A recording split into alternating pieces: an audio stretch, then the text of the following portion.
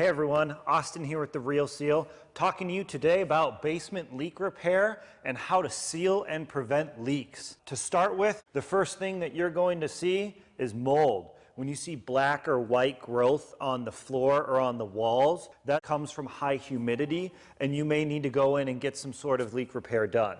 Water damage sited. If you have wood framing or drywall that you're starting to see water stains on, even though it's not wet currently, it can be a sign that you're getting some water seepage in somewhere and you need to have a leak resolved. A musty smell. When you walk into a basement and you get that basement smell, that's mold growth. And that's a big sign that you probably have some sort of water issue that needs to get taken care of so that that smell can go away. High humidity. When we start to get to 70% plus humidity, that's really the area that mold loves to grow in. And if you have high humidity, it's very likely that you have some sort of leak that's contributing. And obviously standing water. If you see water anywhere in your basement, on the walls, on the floors, that's a big sign that you have some water issues that need to get taken care of. This drawing here kind of shows a little cutout of the basement, and where you can see over the top seepage coming over the top of the wall. You can get water seepage coming in from under a window, water seepage from those rock pocket and honeycombs, or down from the foundation cracks as well.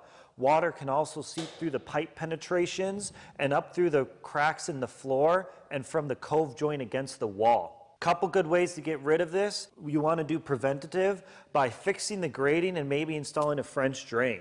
When the yard slopes towards your house, you'll get pooling water next to your foundation, which can cause a lot of water issues in your home.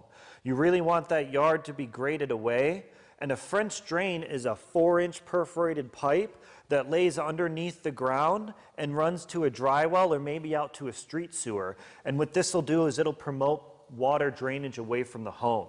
A drain tile system with a vapor barrier, we'll put a 10 to 20 mil vapor barrier over the foundation wall underneath your concrete and into a drain tile system. That drain tile will run to a sump pit where there's sump pumps and battery backups that'll pump that water up and out of the home. That drain tile should be laying next to the footing of your foundation underneath the floor or on the outside of the foundation.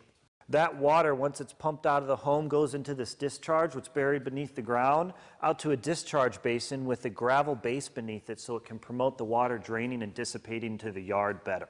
We take the grass up whenever we do these discharge lines so that when we put the pipe back, it doesn't even look like we've been there. Same thing with gutter extensions as the discharge lines. We take the gutters and we bury them and run them to a discharge basin underneath which has rock that allows the water to drain very well.